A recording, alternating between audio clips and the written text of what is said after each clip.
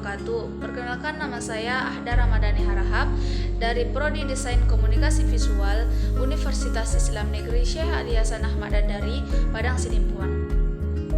Jadi di sini saya akan menjelaskan sebuah tema tentang mengapa komunikasi itu penting dalam hubungan antar manusia.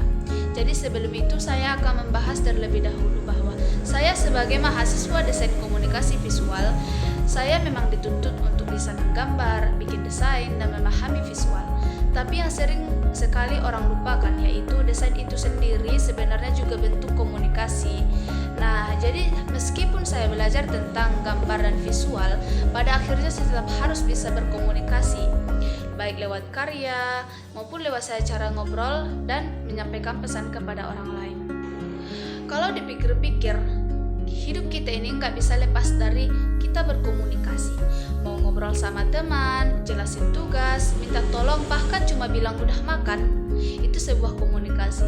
Dan dari situ saya sadar, komunikasi itu bukan cuma penting, tapi benar-benar jadi dasar dari hubungan kita sama orang lain. Tanpa komunikasi, orang nggak akan tahu apa yang kita maksud atau apa yang lagi kita rasakan.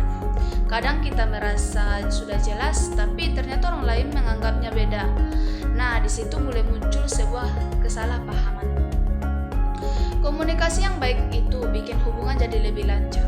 Entah itu sama keluarga, teman dekat, dosen, atau orang baru yang baru kita kenal. Dengan komunikasi yang santai tapi jelas, orang jadi lebih mudah mengerti apa yang kita maksud atau apa yang kita inginkan. Begitu juga sebaliknya, kita jadi lebih paham apa yang orang lain sampaikan. Jadi, sebagai mahasiswa desain komunikasi visual juga, saya sering lihat bahwa komunikasi itu bukan cuma lewat kata. Jadi, visual yang kita buat ataupun yang saya buat, warna, bentuk, layout, itu semua sebenarnya cara lain untuk ngomong dengan orang-orang. Jadi komunikasi itu luas banget. Makanya dalam hubungan antar manusia, komunikasi itu kayak kunci utama untuk bikin semuanya tetap nyambung. Kalau komunikasinya tidak jalan, hubungan gampang renggang. Tapi kalau komunikasinya lancar ataupun sehat, hubungan itu bisa kuat, nyaman, dan gak penuh drama. Jadi menurut saya, semakin kita bisa berkomunikasi dengan baik lewat kata-kata maupun visual seperti saya sebagai mahasiswa DKV, jadi semakin mudah juga kita membangun hubungan yang positif dengan orang-orang yang ada di sekitar kita. Nah, walaupun kita membahas komunikasi antar manusia, komunikasi itu bukan hanya soal komunikasi dengan ngomong atau berkata-kata dengan orang lain. Cara kita mendengarkan juga termasuk sebagai bagian dari komunikasi yang paling penting. Kadang orang cuma butuh didengar dulu supaya kita merasa dihargai, ataupun dirinya yang kita dengarkan merasa dihargai. Dari situ hubungan jadi lebih hangat, lebih dekat, dan kita pun jadi lebih mengerti apa yang sebenarnya dia maksud.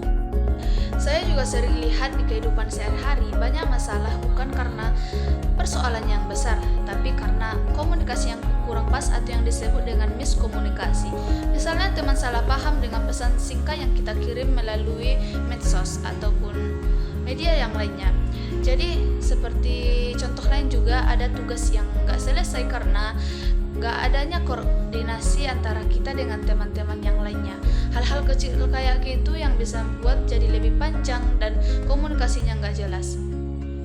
Makanya menurut saya komunikasi baik itu kayak jembatan.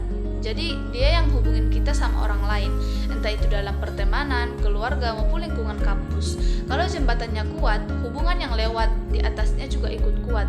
Tapi kalau jembatannya rapuh, ya wajar kalau hubungan gampang goyah. Selain itu, komunikasi juga bikin kita lebih percaya diri. Ketika kita bisa ngomong dengan jelas, terbuka, dan apa adanya, orang juga lebih nyaman berinteraksi dengan kita. Hubungan pun jadi lebih natural, gak kaku, dan gak perlu tebak-tebakan maksud atau sama orang lain. Intinya komunikasi itu kayak napas dalam hubungan antar manusia.